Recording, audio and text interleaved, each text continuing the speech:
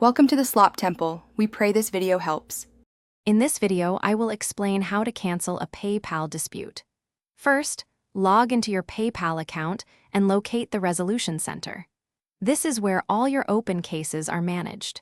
You'll need to find the specific dispute you wish to cancel from the list.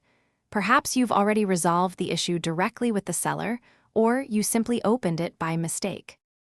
Once you've found the correct dispute, click on it to view the details. You should see an option to close dispute or cancel dispute. Select this option. PayPal will then ask you to provide a brief reason for closing the case.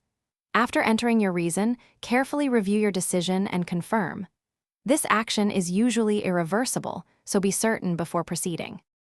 Before you click that final confirmation, it's crucial to ensure you've completely resolved the issue with the seller.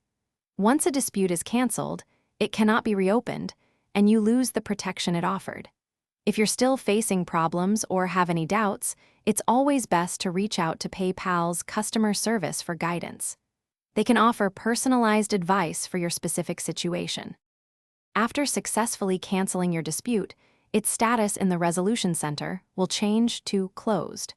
If any funds were temporarily held during the dispute process, they will now be released back to the seller. It's a good practice to check your transaction history within a few hours to ensure everything is updated as expected. This confirms the dispute is officially over and settled.